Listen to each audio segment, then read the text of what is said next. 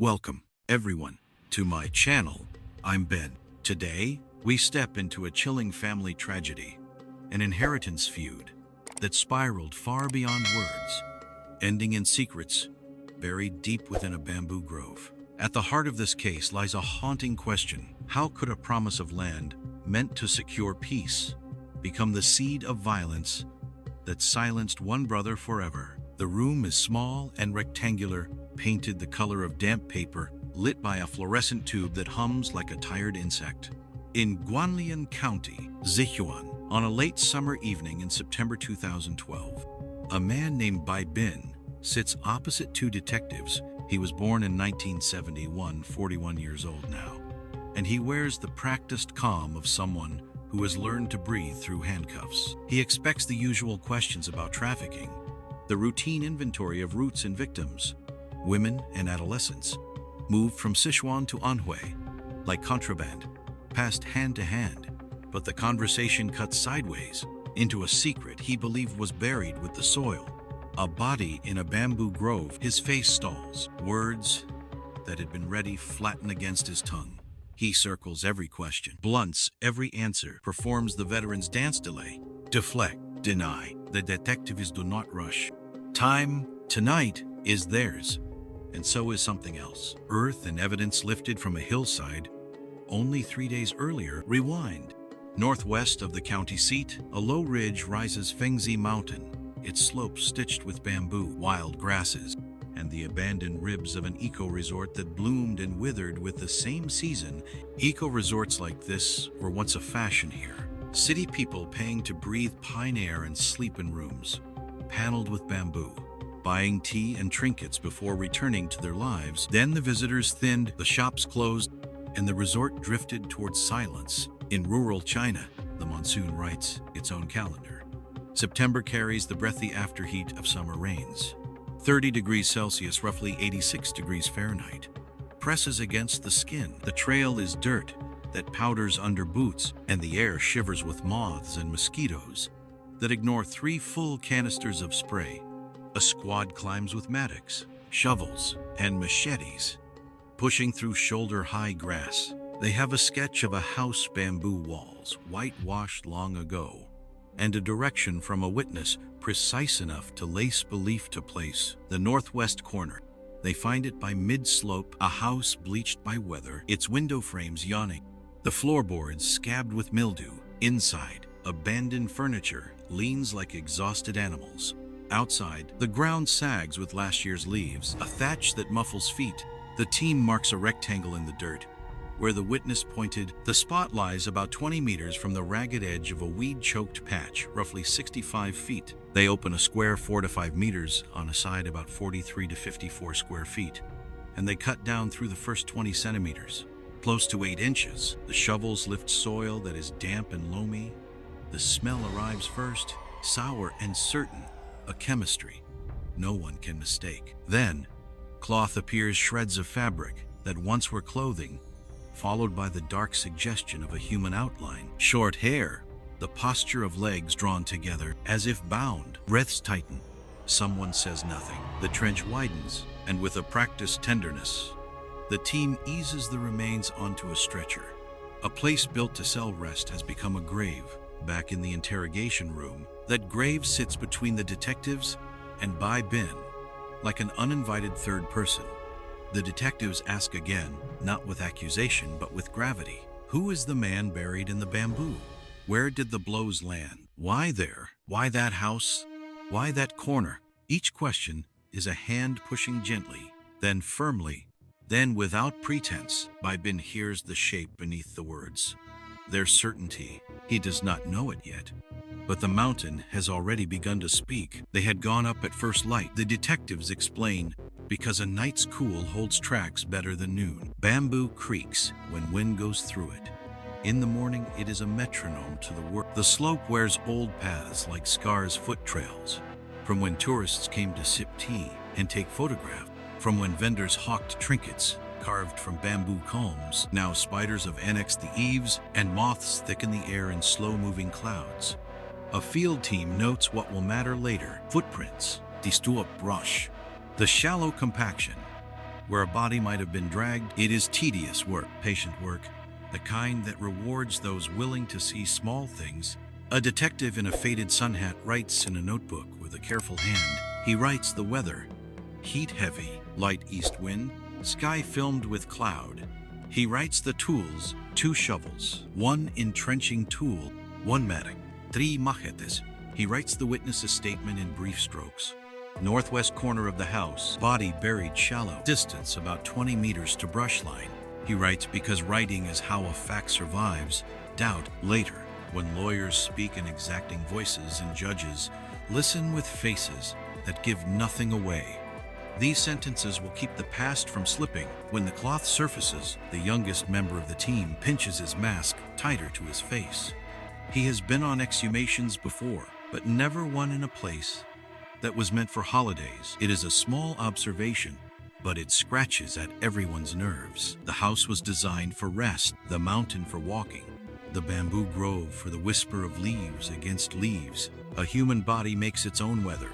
When it returns to earth, the smell is a biography that outruns language.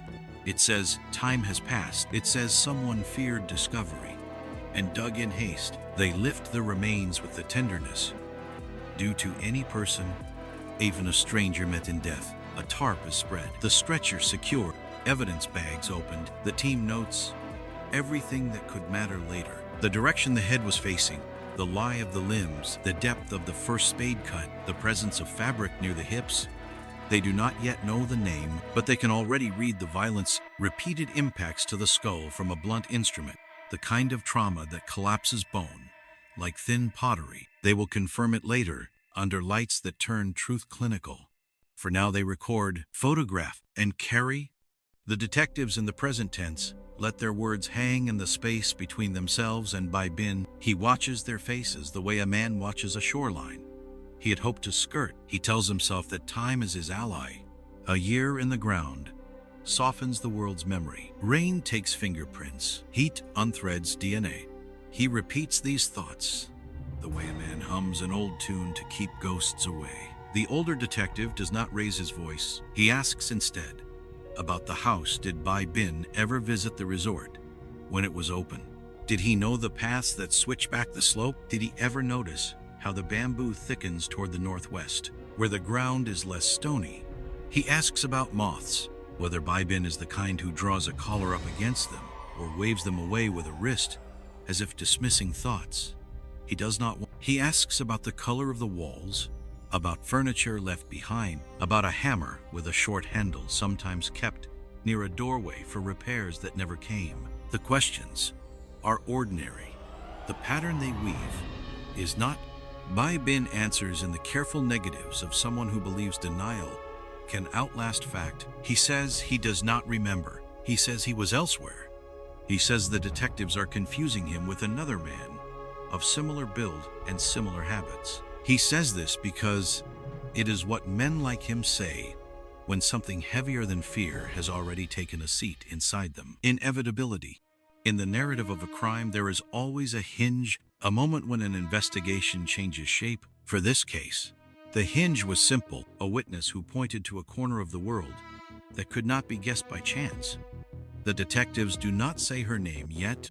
They say only that someone close enough to know had grown tired of the weight of silence. In this country, and in many others, autumn carries a festival for reunion, a night when families turn their faces to the same small mooncakes and the same round moon. The detectives do not claim poetry, but they recognize timing. Secrets are harder to carry into winter. They talk about bamboo, because bamboo explains things to people who were not there. A grove looks soft from far away, but inside it is a geometry of verticals and shadows that can hide anything if you do not know where to look. The stalks are anchored by rhizomes that knit the soil. It is a good place to bury something if you want it not to move. Bad if you want it never to be found. Bamboo sings when wind cuts it at a shallow angle. At night, that song can confuse a person into believing the mountain is speaking in words. The younger detective slides a photograph across the table. It shows the house the way the team first saw it. Doors yawning, a lintel sagging, Moths suspended like ash in the flash. A red grease pencil marks the northwest corner, a small square that carries the gravity of a headstone. Bin looks and says nothing. A reaction is a language that courts understand. A man who does not expect a photograph to exist does not try to still his face in time. What happened next on the mountain fits a choreography. Detectives have learned with their bodies: bag, label, lift, and carry. Back at the base, the remains were received with a quiet that felt almost ceremonial. Forensics would later give numbers to things aged between 40 and 45. Height, about 5'8". Time since death close to 1 year. But even without numbers, the story of violence was already etched. A blunt instrument leaves a certain economy of ruin. A hurried grave leaves a certain sloppiness of edges. A body with legs drawn together leaves the memory of rope in the posture of bone. The older detective closes his notebook and folds his hands as if in prayer. He does not believe in confessions made under pressure.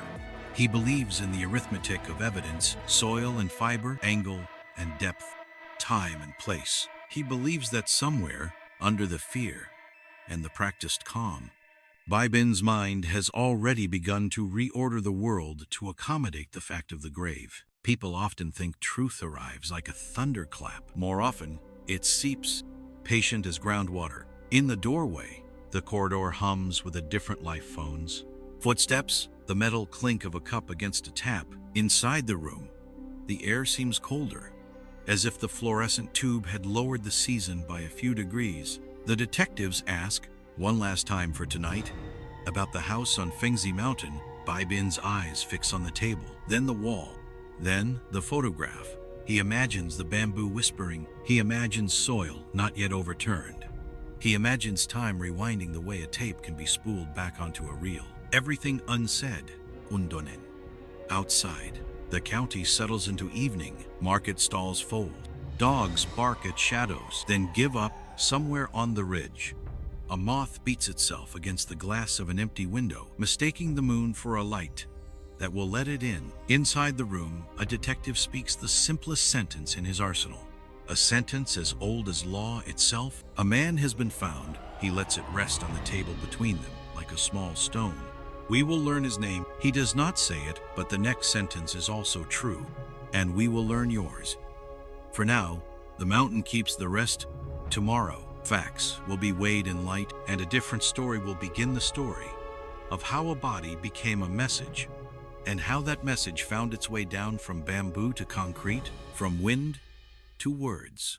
What the hill yielded was not only a body, but a ledger of violence that the bones still remembered under the steady light of the morgue. The skull spoke first, fractures radiating from repeated impacts. The pattern you see when a blunt object comes down again and again, until bone gives way like thin porcelain. The pathologist moved without drama, calling out measurements that turned horror into entries on a form. The man was between 40 and 45. His height, close to 5'8", about 1.72 meters, and death had come nearly 1 year earlier. The legs had been found drawn together, the posture that lingers when rope has once commanded the limbs. There were scraps of clothing, enough to say he had not been stripped before burial, and soil packed into places where soil should never rest. What could be said was said, what could be weighed was weighed, and what could not yet be named waited for a name. The discovery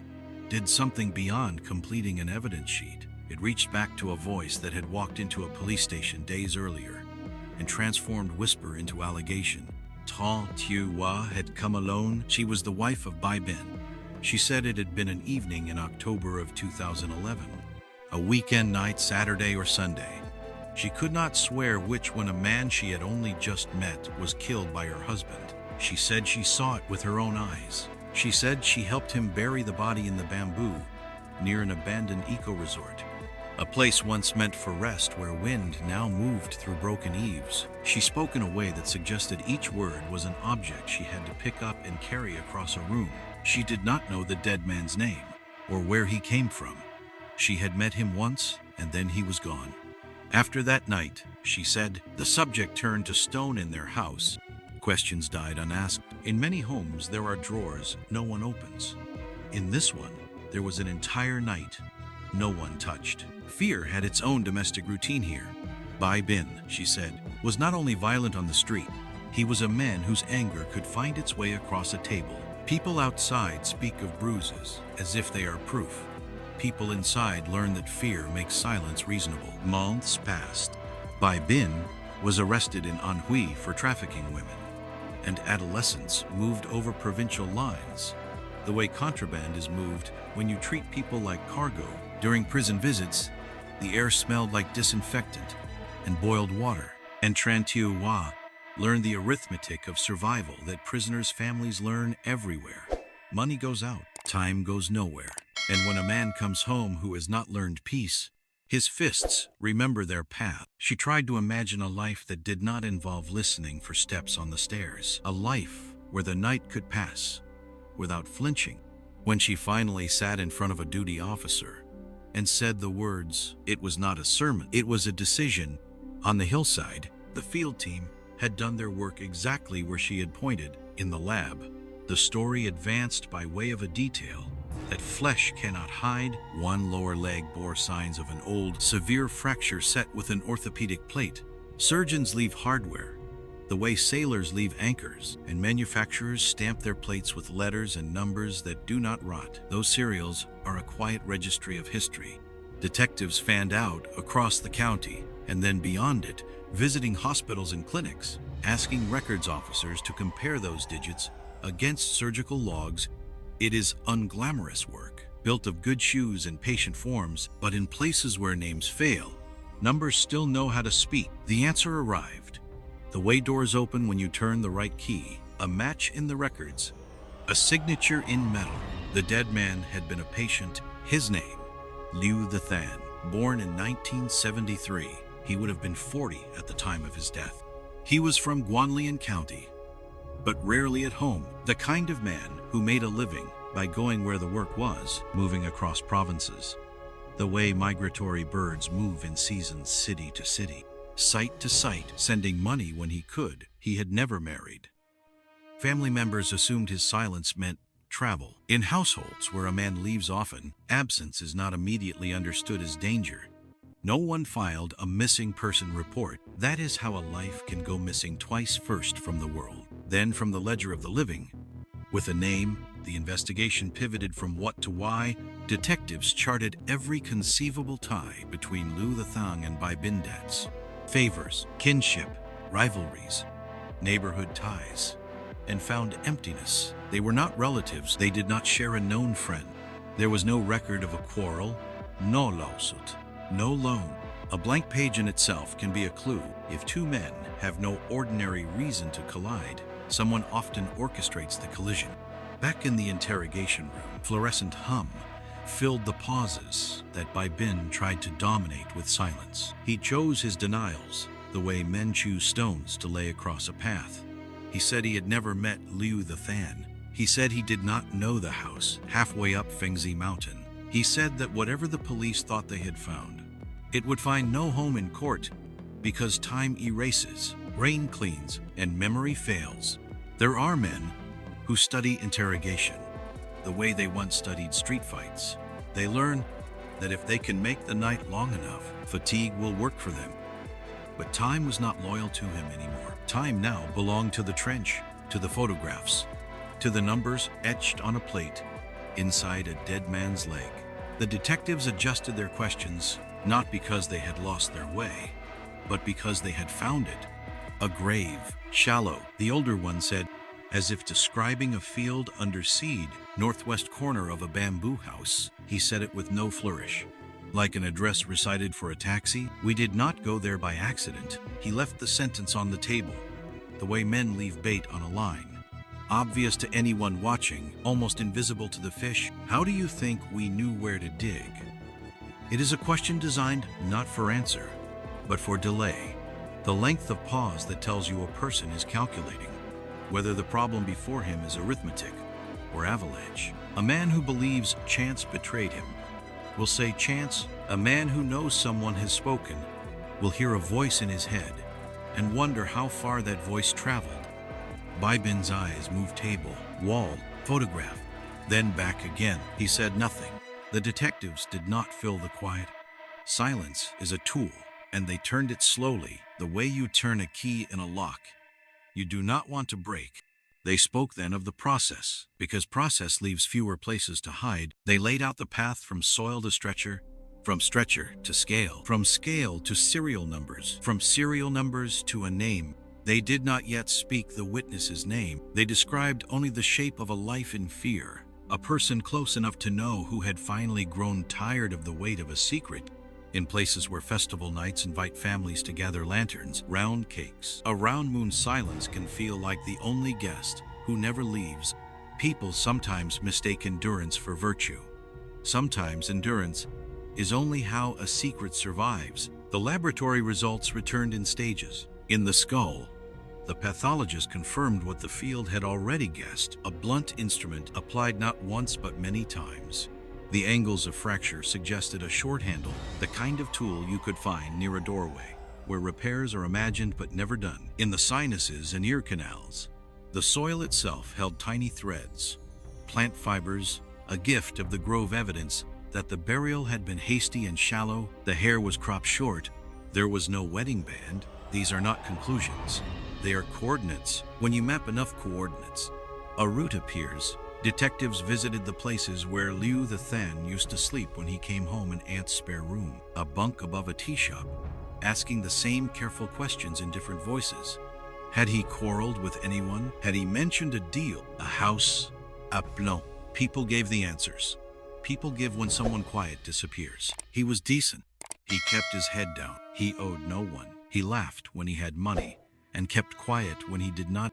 The portrait that emerged was of a man who could make himself small. Men like that do not usually collect enemies on their own. So the detectives returned to the room with the humming tube, and the man who believed denial could outlast oxygen. They did not argue. They allowed evidence to stand like a wall and asked him to walk around it. Someone showed us where to dig.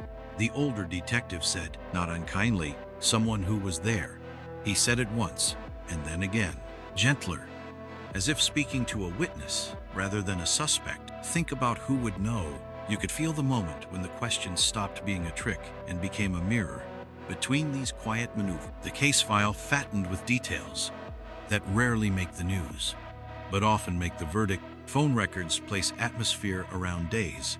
Bank transfers explain strange confidence on nights when men spend as if money will never run out. A receipt lives longer than a boast. A footprint in dust survives longer than a threat whispered in a kitchen.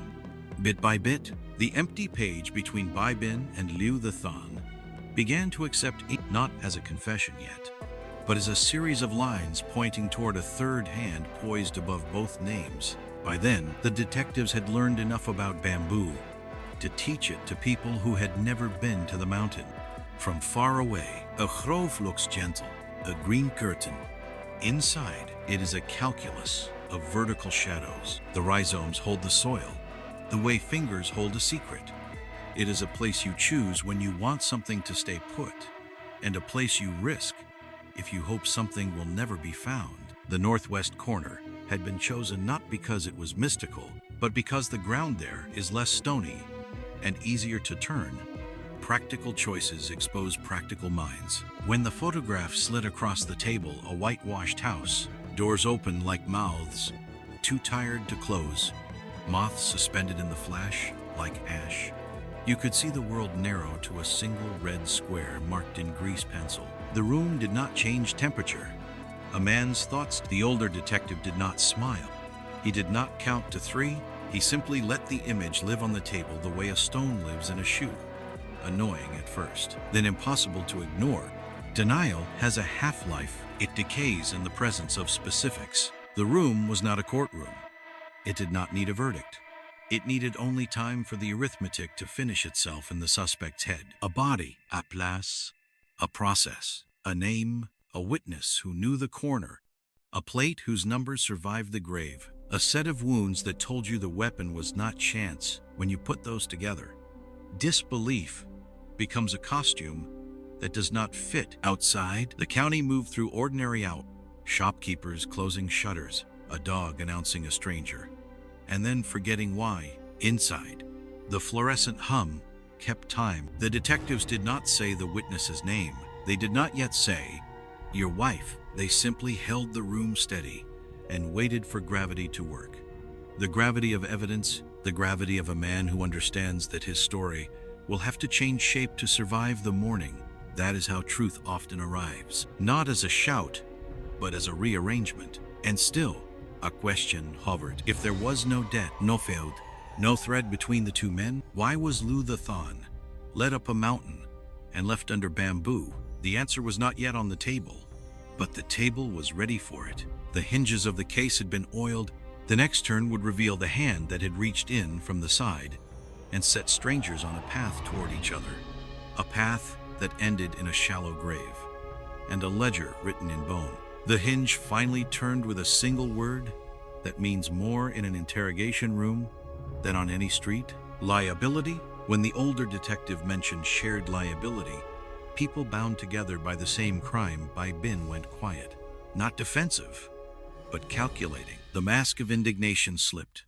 The arithmetic began. For a moment he stared at a point, somewhere between the wall and the table, as if a thought were hatching there. Then he asked the question you would expect only from a man who already knew the answer. Was it his wife? He did not ask about witnesses in general. He asked about her. What had she said? Why had she said it? The camera in the corner watched him untie his own knot. A denial might have survived the night. A question with her name inside it could. When the detectives did not answer, he filled the air with what they needed most. He admitted that he had killed the man later identified as Lou the Thon, and that the burial took place in the bamboo grove on Fengzi Mountain. He led them back up the hill for the reenactment, moving like a man who had walked the path in his sleep. He pointed to the northwest corner of the weather-beaten house.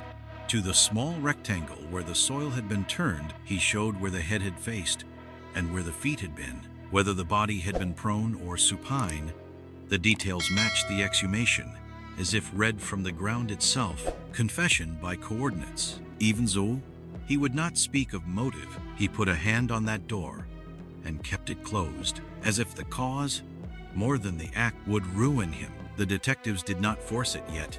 They had sand and numbers and a body. The why could wait until the who behind the who stepped into view. Attention turned to the wife for a second time, not because she had done wrong by speaking, but because the shape of her speaking mattered. Why was she at the scene that night? Why had she waited nearly 1 year to report? Fear, she said, can become part of a home, the way a pot becomes part of a kitchen, always there, never remarked upon. During the day, she could sometimes set the memory aside, but when night came, when the town thinned to the hum of insects and a few distant voices, the images returned. A room, the smell of damp wood, the sound of a blow, a voice calling for help before it slipped beneath noise. From October of 2011 onward, she said, her nights were a parade of the same hour.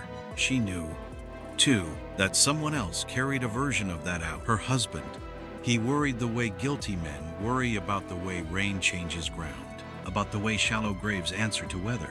Whenever there were heavy rains, he would wait until the darkest part of night, take a small flashlight, and slip out of the house. He climbed the mountain alone, the beam swinging in an arc that wrote his fear over grass and bamboo. He would stand by the northwest corner and look for trouble in the soil animal digging, water cutting, a tree root whispering the secret outward. Then he would return before sun and pretend the night had passed like any other. She lived with those returns, the way some people live with bad plumbing. The noise after midnight, the rattle you pretend not to hear. She said she knew where he went, even if she could not bear to follow. In the bamboo, everything sounds closer than it is. Houses built for rest become museums of things that cannot rest. The fear, she said, was not theatrical. It was practical. She felt it in her hands when she washed dishes, in her back when she put the child to sleep. The detectives listened. Then they asked her to go back to the beginning.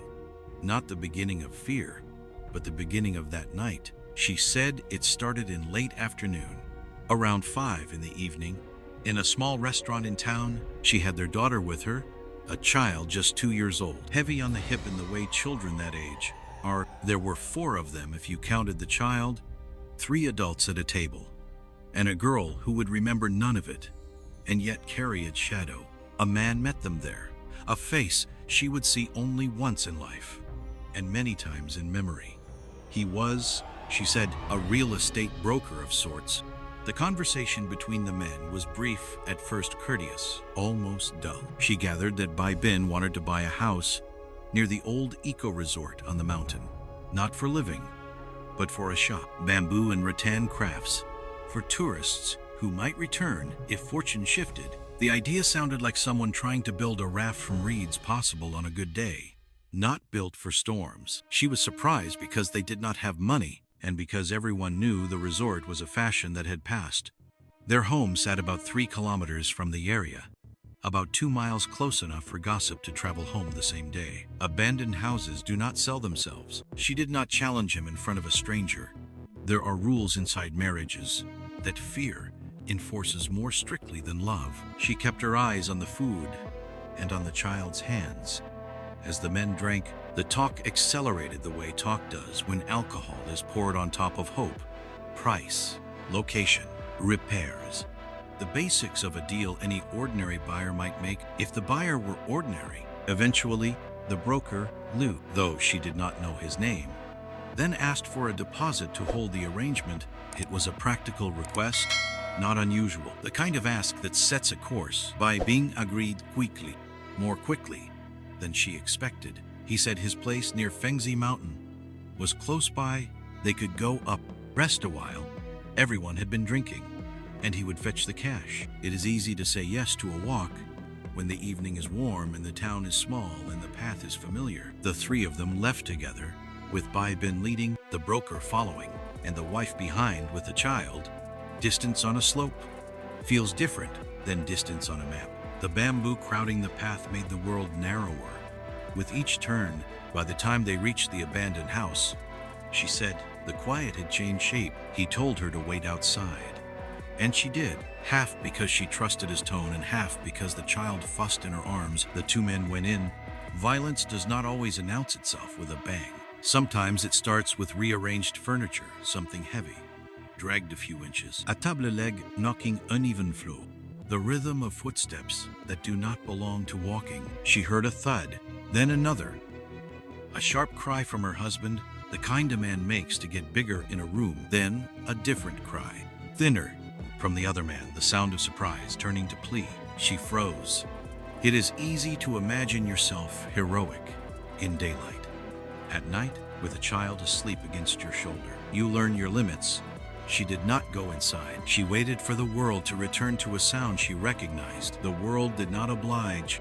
There is a kind of silence that follows a struggle, a silence that feels like a room catching its breath. She listened to that, too. Then came a scrape, the scuff of a shoe, a muttered curse. She said she stepped back without meaning, as if the night itself had shoulders. In the near distance, a moth battered itself against a window frame, confusing glass for safe moonlight. She stood by the doorway until her husband appeared, damp with sweat, his breath short. He said nothing that mattered. He told her to be quiet, to keep the child calm. They had work to do. She does not like the words she uses for what came next. Work is the wrong word, but it is the one people use when they do a thing they cannot name.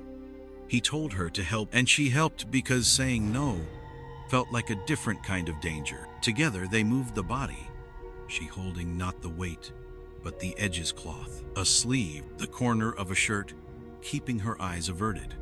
In the grove, he chose a place where the ground turned easily, and the roots were thinner. The northwest corner of the house was not mystical. It was practical. He dug shallow because he was tired, and because fear makes men think they have more time than they do. When she speaks of that night now, she speaks in the present tense. Trauma breaks grammar that way. She says he digs, she stands. The child sleeps, the wind shifts. She remembers the smell because smell is the tyrant sense. It conquers even when sight looks away. Then the return, walk down the mountain. No conversation. The child heavier, the town indifferent, and the agreement never to speak of it. The agreement held until prison and fatigue and the thought of fists again.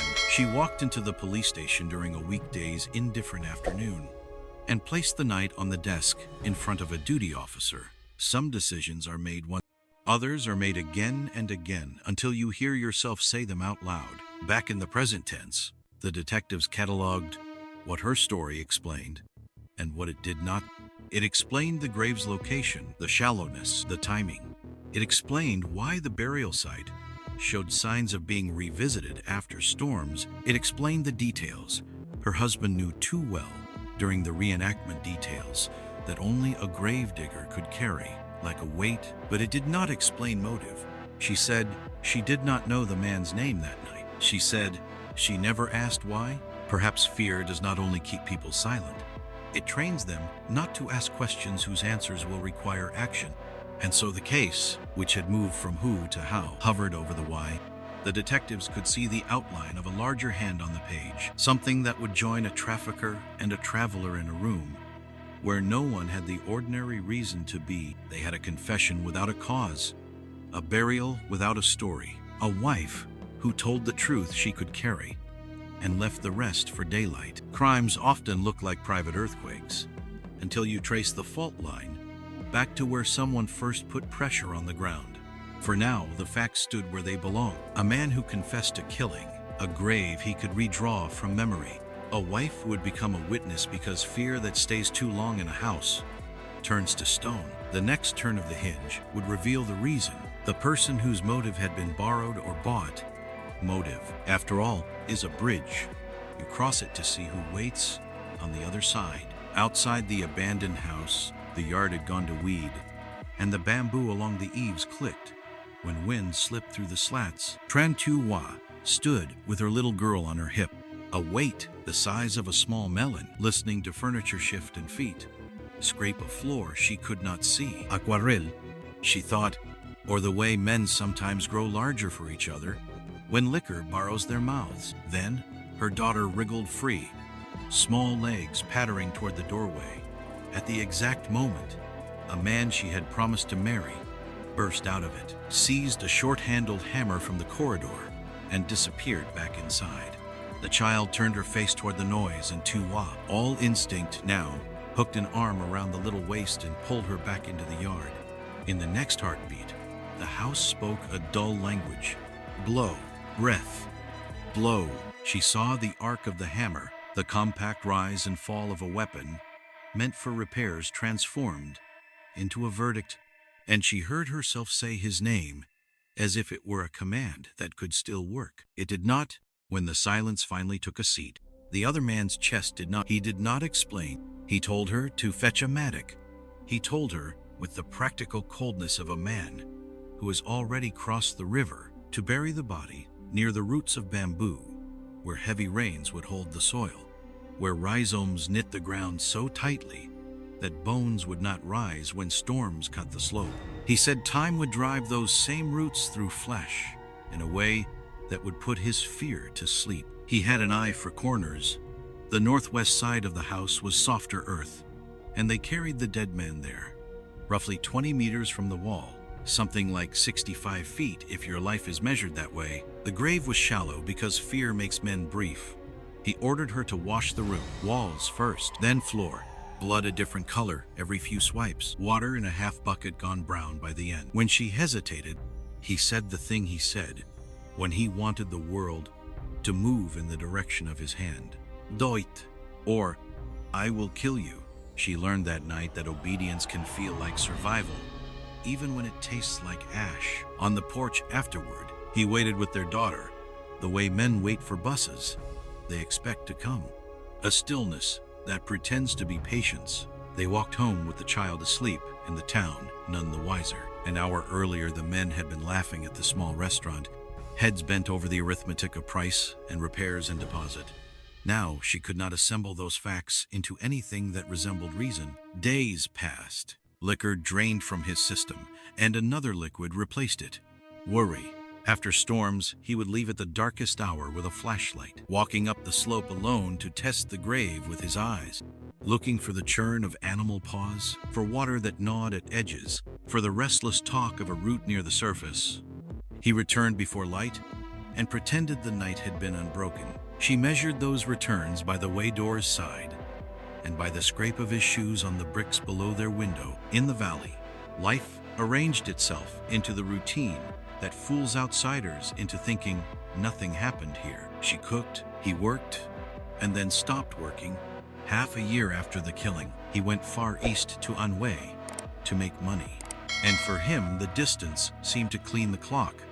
For her, time did not move. She discovered that a single night can be replayed so faithfully in a mind that it frays like cloth handled too often.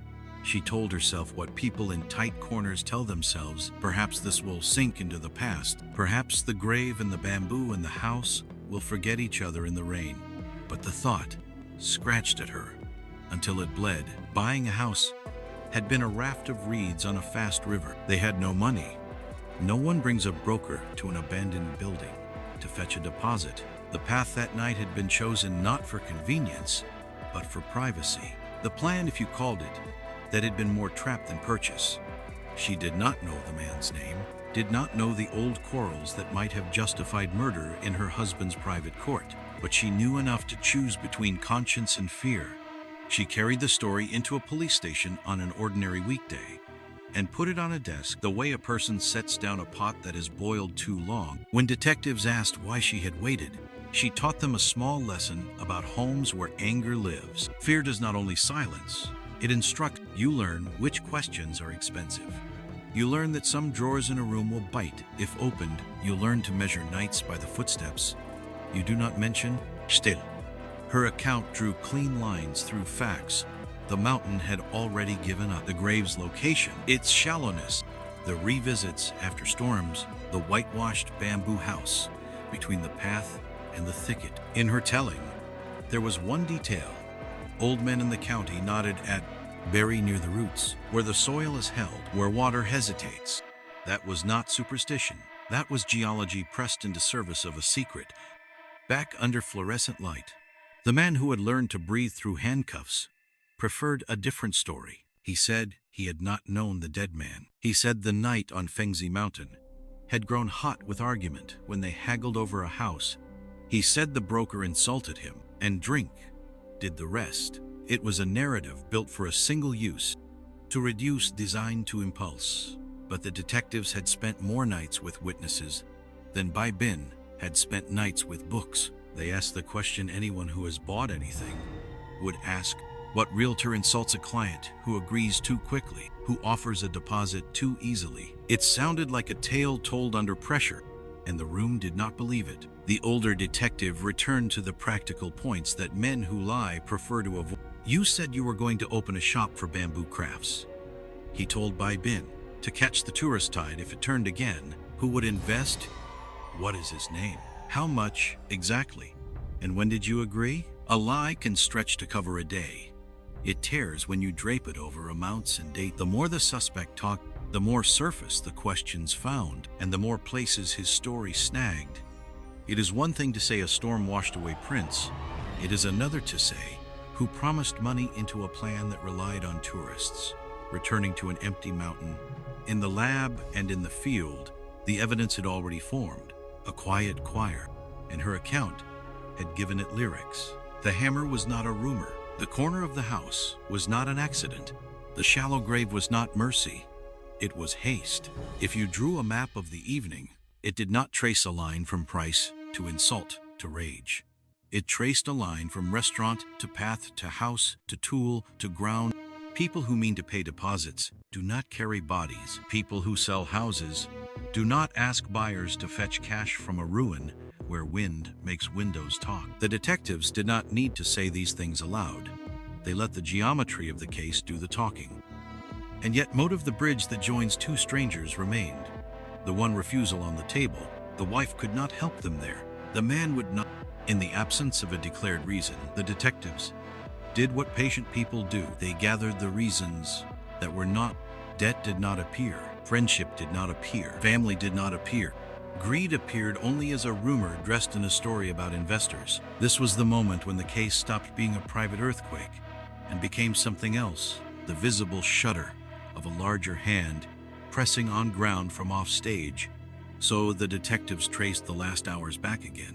The restaurant at 5 in the afternoon, the child in the fourth chair, the short walk that lengthened on a slope, the abandoned house where repairs had once been imagined, a hammer kept by a door for chores no one would do, the instruction to bury by bamboo roots because rain carves the mountain in a certain way, the shallow trench roughly 20 meters 65 feet from the wall, the order to mop blood from walls and floor with half a bucket of water, the return trips at midnight after storms, the man who traveled to Anhui half a year later, as if distance could unwrite a page. These were not extraordinary details. They were ordinary details arranged in an extraordinary order, the kind of sequence that courts understand and that juries feel in the bones of their hands when they imagine the weight of a shovel. In the interrogation room, the fluorescent hum kept its own small time. The older detective closed his notebook as if sealing a jar. He did not ask for a confession he already possessed in coordinates and acts. He asked for a reason that would name the invisible hand. Men sometimes hold back the why because another man's name clings to it. Men sometimes withhold it because money from elsewhere has not yet been counted. And sometimes they hold it back because saying it out loud would turn accomplices into co-defendants. Whatever the shape of the reason, it lay just beyond the edge of the table. The next questions would reach for it not with force, but with gravity, the kind that draws truth the way a slope draws water. The mountain had given up its first secret. The second waited in the mouth of the man who kept looking at the photograph of a whitewashed house and a small red square in its northwest corner, as if ink could be turned back into soil. In the end, fatigue did what force could not. Somewhere between the old detective's unhurried questions and the fluorescent hum that turned minutes into water, Bai Bin's shoulders settled. He spoke first about weather and luck and insult, then stopped pretending. Someone else, he said. I was told what to do. The investigation, which had begun with a body and widened into a map, narrowed again to a single name, Liu Shitong. He was not a stranger from the city, not a creditor from another province. He was a local man with a stone powder mill and a grievance older than the shallow grave. He was also the victim's elder brother. According to Bai, the approach had been casual, the way men float a problem over cigarettes. Business was good. Liu said money came and went with the rhythm of trucks, but there was an annoyance he could not solve. He had a conflict with someone, no names yet, no specifics. Something that made the family meal taste like ash. Bai was known in town as a man who knew people, a man whose work sometimes ignored the law. Could he help teach a lesson? The price was set at 8,000 yuan, roughly $1,200 at the time, enough to buy silence and loyalty for a night. Bai claimed, in the way men claim things when they wish the past would soften, that he meant only to injure, to frighten the target into compliance. He said the death was an accident after the man fought back hard, but the script he followed had not been improvised. The meeting place had been chosen for privacy, the role of liquor had been anticipated, and the house on Fengzi Mountain had been selected precisely because wind and bamboo could act like an accomplice. When the detective said the elder brother's name to the family, disbelief arrived first, then a silence so complete that chairs seemed to creak louder for having to fill it. A brother blood of the same house had engineered the luring of a younger brother to a ruin and the blows that ended his life. The gap between those facts and childhood memory felt as wide as a canyon. Relatives spoke of years when the boys were almost one body, 9 years apart but braided by habit. When the elder was 13 or 14, he rode summers with their father on haul routes, small hands learning to tie big knots. When they came home, he would buy fruit for the boy who waited at the gate. Neighbors remembered those years with the easy nostalgia of people who like to believe that childhood is a prophecy. Then adulthood arrived, and with it, the mathematics of land, labor, and duty. And the prophecy cracked. To understand the quarrel, you must understand a rural logic. In 2005, the parents wrote a will that was plain as a proverb. The child who cared for them would receive the use of the family's fields. It was not an uncommon arrangement. In many Chinese villages, the grammar of land follows the grammar of care. You inherit not only because you are born, but because you stay. After the father died, the mother grew frail and remained in the elder son's home. By the letter of the will, and by a custom older than the document, the fields were his to work and to pass on in time. Around the dinner table, people still use a phrase that reaches back to older law. The elder brother stands in the father's place. In Vietnamese, it is often summarized as Quyen Huỳnh Te Phu, the idea that the oldest son holds authority for the household, especially when the father is absent. As a cultural rule, it can be protective. As a personal right, it can harden into entitlement. Then the absent son returned. Late in 2010, after years working away, Liu Thithon came home. Distance is not a neutral thing. It keeps a man fed and also keeps him out of rooms where decisions get made. He arrived to a house where the past 5 years had been written without him. He said the arrangement was unfair, that the fields should be divided again in light of new facts, that he had struggled far from home, that he had missed even his father's funeral because of work and travel, that decisions had been taken in his absence, as if absence were consent. He took the elder to court, not to prison, but to mediation. The way people go to a referee when the game has grown too loud. For a moment it looked like the storm might pass. In early spring of 2011, he withdrew his petition. On paper, the quarrel cooled. Inside the house, it burned differently. The next chapter was written in a field. One morning in early April of that year, the elder brother walked past a contested plot and saw the younger breaking soil for seed. Anger kept like a coal in the mouth, flared. Words tried and failed to do what anger wanted, and hands reached for what hands could find. A mattock, a farmer's tool, turned clumsy weapon. The younger stepped back fast.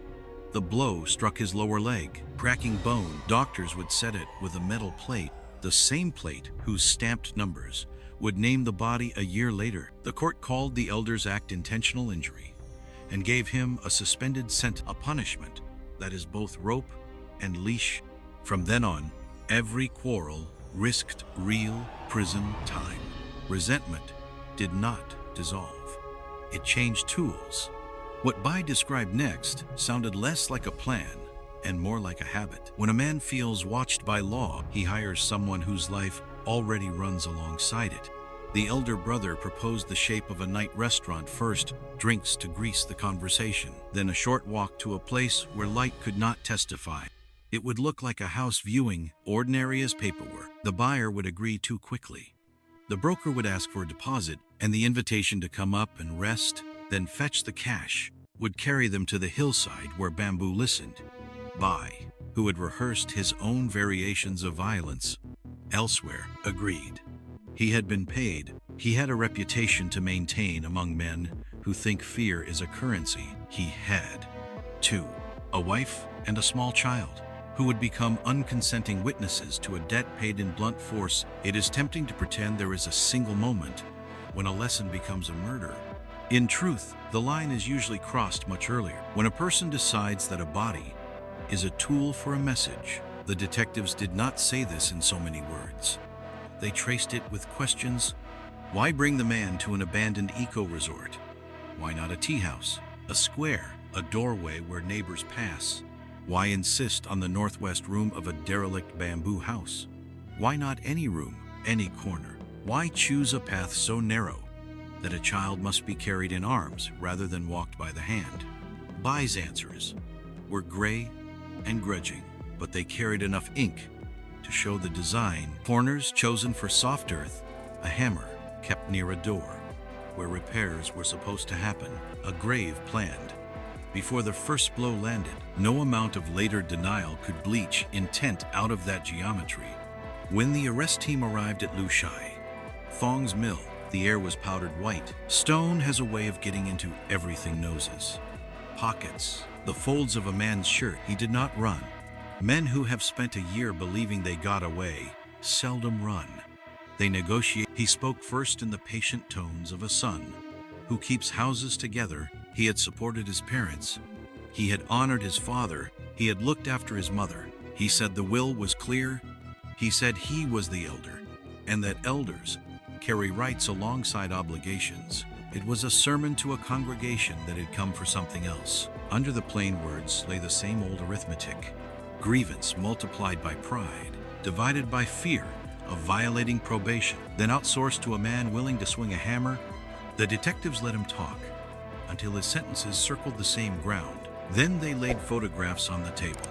The way you lay stones across a stream, the house, the red-marked corner, the trench open to weather, the mattock scar on a younger man's leg from the year before. The pictures did not accuse, they added up. How does a brother become an architect of his brother's death? The answer is not a single thing. It is a stack of small things, each polite when named alone. There is land, which is never just dirt. It is identity and winter security, and the story you tell your children about where they belong. There is the idea that care entitles, which is not wrong until it becomes a weapon wielded against the one who left. There is absence, which can be read as abandonment by those who stayed, and as sacrifice by those who went. There is the humiliating memory of a court case filed by a younger sibling, a public airing of a private hierarchy. There is a suspended sentence, which teaches caution without teaching peace put together. They make a room where a sentence like "teach him a lesson" can be spoken as if it were reasonable. Put together, they make a man like Bai useful for the file. The detectives needed more than sociology. They needed words that fastened to charges when pressed. Lu Shithong softened the edges of his own command. He did not order a killing, he said. He ordered a correction. He had paid for bruises, not a burial.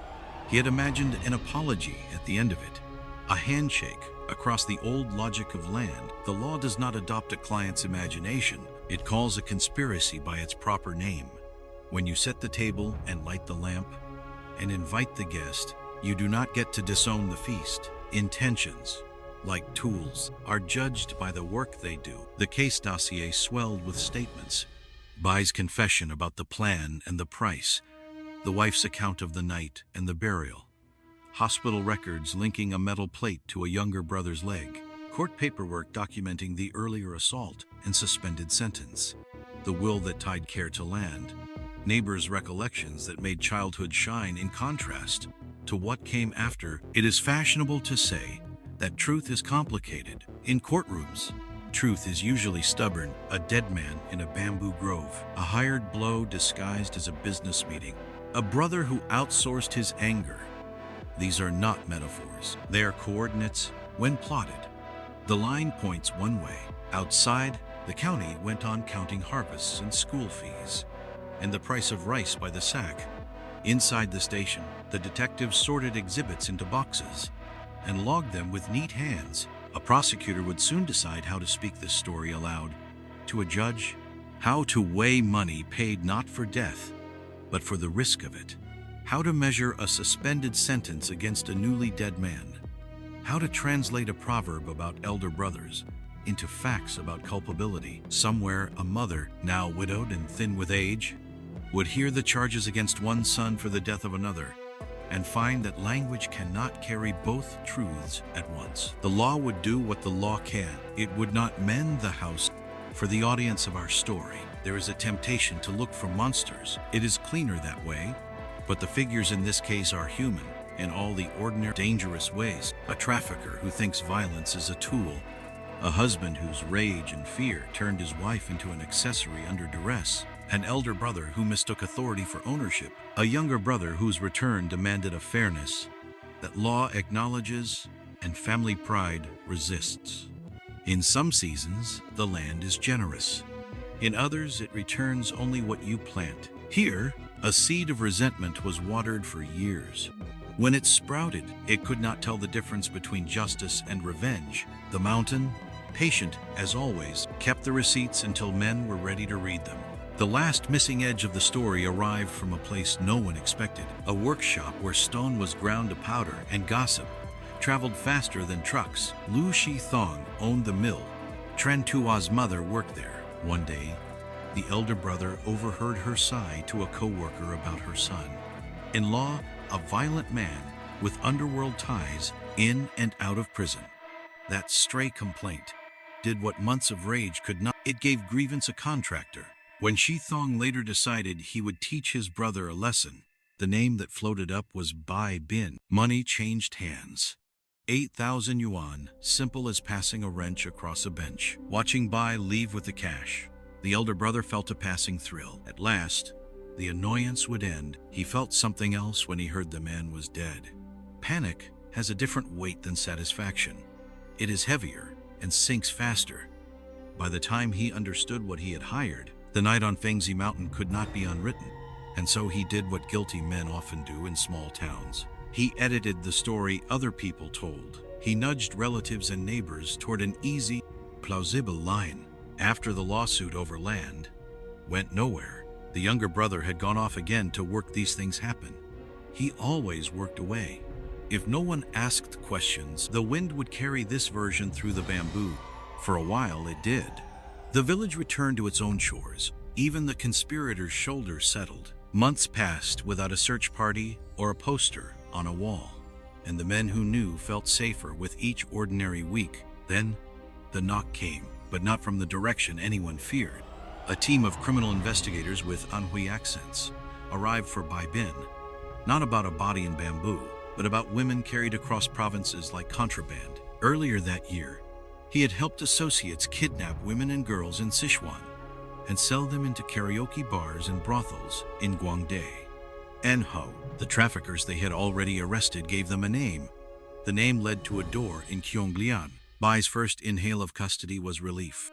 They were asking about the living, not the dead. The murder, he thought, was still buried. While one story cracked in the interrogation room, another was being written in a kitchen. Qiu Hua made the trips to a detention center, stood in long hallways with other women who had learned to carry shame like groceries, and went home to a house that echoed when a child slept. The furniture her husband had left behind looked like a museum of bad decisions. At work, a kind colleague began helping with small things, rides, errands, the sort of attention that feels like a rope thrown toward a drowning person. She did the arithmetic of fear. If she waited for her husband to come home, the fists might come home with him. If she went to the police now, she might save herself and her child and stop being the keeper of a secret she hated. On May 8, 2012, she walked into a station and reported a murder. That date turned the slow case into a fast one.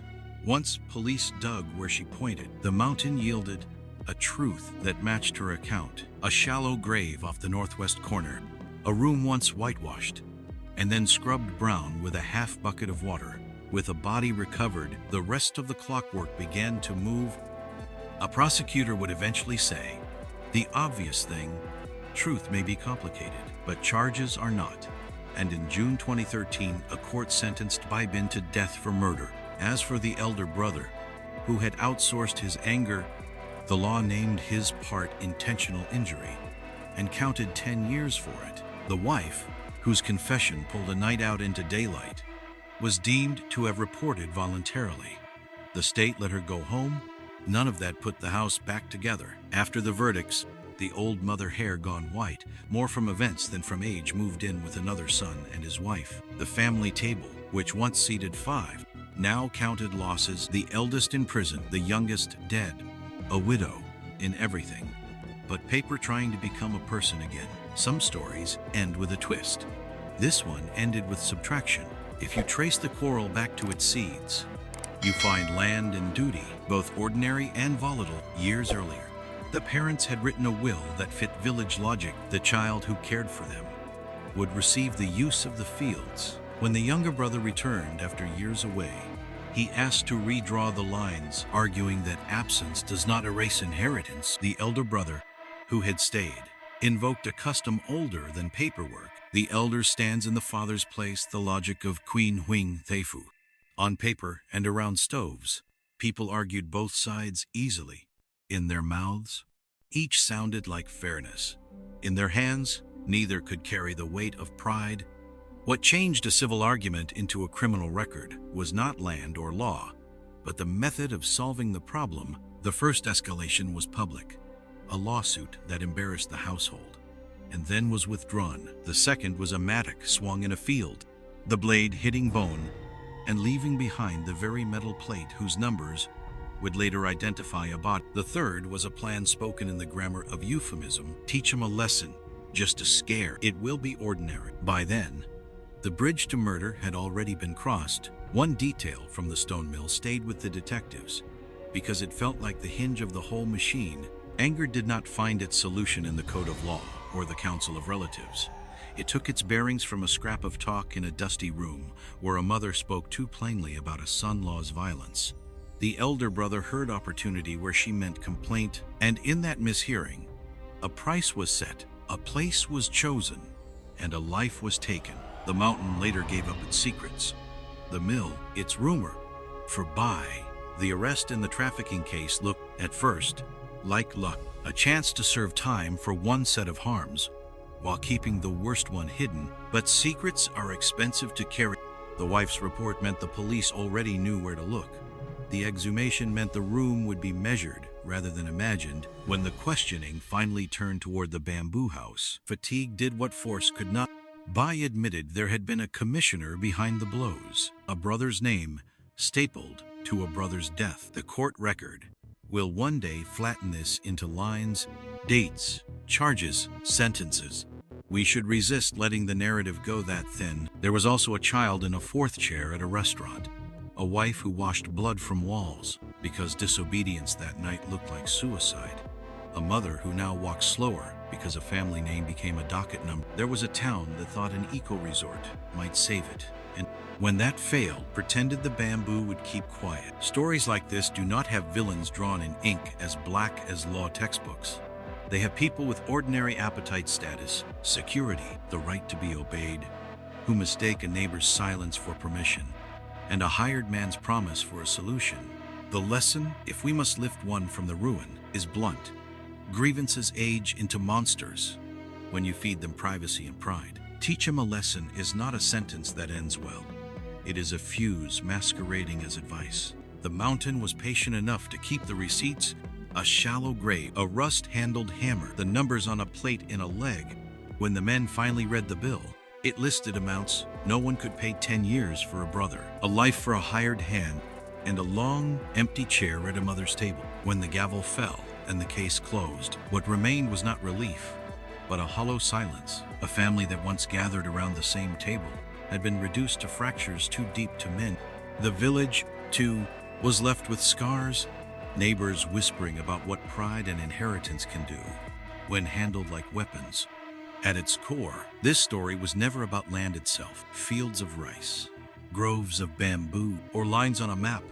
Never swing a hammer. What truly killed was resentment, the belief that dignity could be defended by force, and the fatal choice to let anger speak louder than blood. The tragedy began with tradition, an old rural custom that whoever cared for the aging parents would inherit the land. At first glance, it seemed fair, a way of rewarding devotion with security. Yet customs are fragile when pressed by pride. The elder brother, Bai Bin, believed his years of labor and his role as caretaker made the land solely his. The younger brother, Liu, returning after years of absence, believed that bloodlines entitled him to an equal share. Both arguments had truth, but pride distorted them, until neither man could bend without feeling dishonored. Their quarrels simmered until they boiled over into violence. First came fists and sticks, then a mattock swung with fury. The blow fractured Liu's leg, and though doctors repaired it with a metal plate, the injury became an unerasable marker. Later, the clue that identified his body. A court intervened, handing Bai Bin a suspended sentence.